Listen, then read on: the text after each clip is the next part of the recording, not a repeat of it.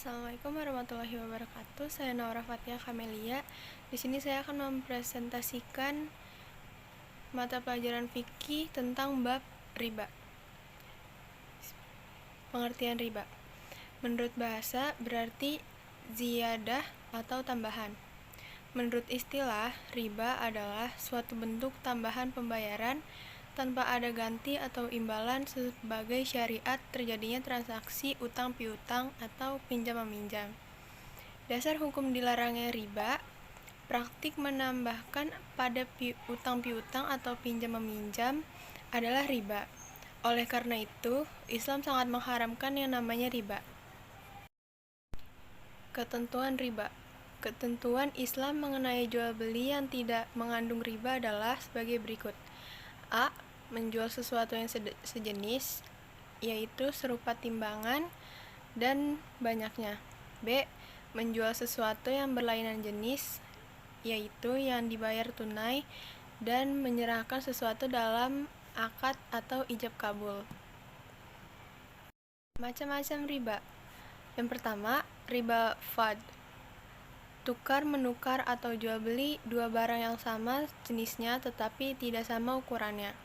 Yang kedua, riba kordi. Riba yang terjadi karena adanya proses utang piutang dengan syarat ketentuan atau bunga. Yang ketiga, riba nasyiah. Tambahan yang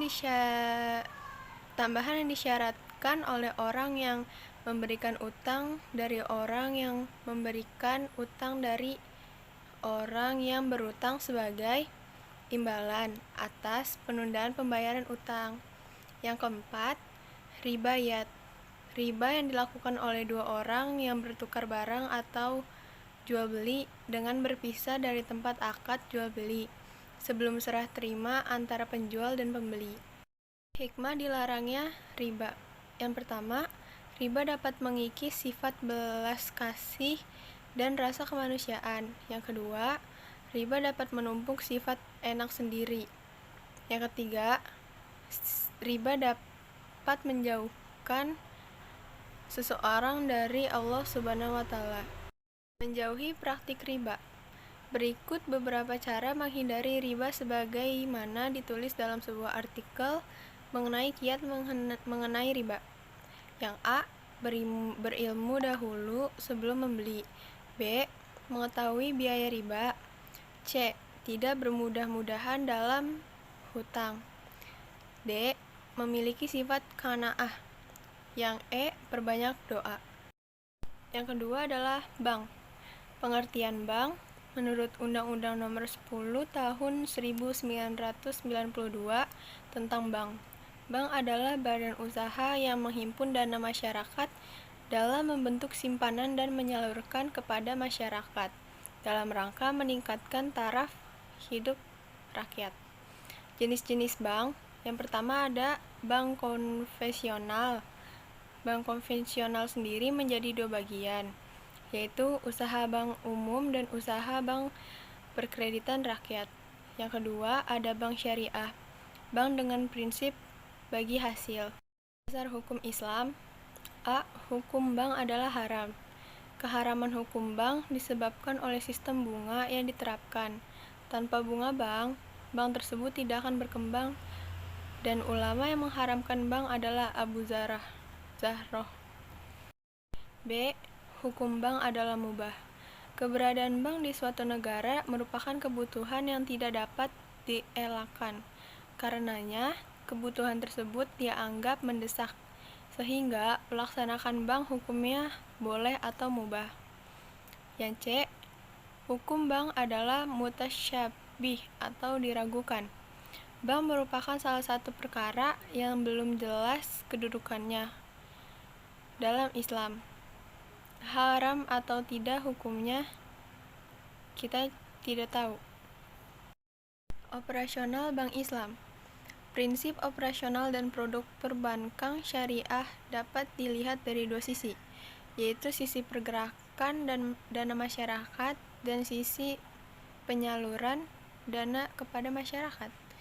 Yang A. Pengerahan dana masyarakat dilaksanakan berdasarkan dua prinsip, yaitu yang pertama, prinsip wadiah atau prinsip simpanan murni. Yang kedua, prinsip mudharabah. Lalu yang B, penyaluran dana kepada masyarakat dalam hal penyaluran dana ke masyarakat. Membumikan Bank Islam. Umat Islam di Indonesia hampir semuanya menggunakan jasa bank untuk menyimpan harta dan uang mereka. Secara tidak langsung, umat Islam di Indonesia menerima kehadiran bank dan tidak menolaknya.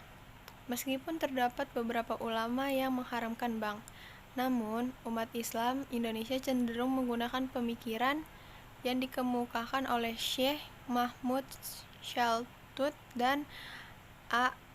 Hasan yang menghalalkan penggunaan bank bagi umat Islam. Hikmah hadirnya Bank Islam. A.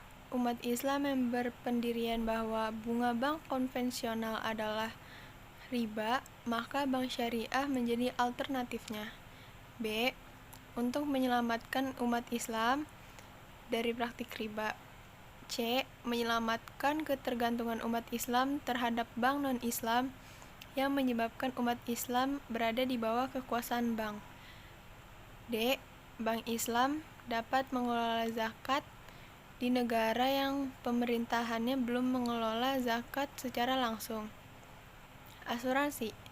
Pengertian asuransi. Pasal 1 nomor 2 tahun 1992 tentang usaha perasuransian. Asuransi atau pertanggungan adalah perjanjian antara dua pihak atau lebih. Tujuan asuransi yaitu memberikan jaminan perlindungan untuk menghadapi kerugian akibat suatu bencana yang diasuransikan, tanpa ada unsur penambahan kekayaan seseorang. Jenis asuransi. Terdapat dua jenis asuransi yaitu asuransi sosial memiliki kekhususan dan asuransi Islam sering disebut dengan asuransi takaful. Asuransi syariah memiliki beberapa ciri yaitu 1. Akad asuransi syariah bersifat tabaruk. 2. Akad asuransi ini bukan akad muslim. 3. Dalam asuransi syariah tidak ada pihak yang lebih kuat. 4. Akad asuransi syariah bersih dari gharar dan riba. 5. Asuransi syariah bernuansa kekeluargaan yang kental. Hikmah asuransi. Berikut beberapa hikmah yang dapat dipetik dari penggunaan asuransi syariah. Yang A. Menumbuhkan rasa persaudaraan. B. Implementasi dari anjuran Rasulullah SAW. C. Menjauhkan umat Islam dari bentuk-bentuk muamalat yang dilarang syariat. C. Menjauhkan umat Islam dari bentuk-bentuk muamalat yang dilarang syariat. D. Memberikan efisiensi karena tidak perlu secara khusus mengadakan pengaman atau pengawasan. E. Memberikan perlindungan dari resiko kerugian yang diderita suatu pihak. Yang F. Pemerataan biaya. Sekian presentasi dari saya. Wassalamualaikum warahmatullahi wabarakatuh.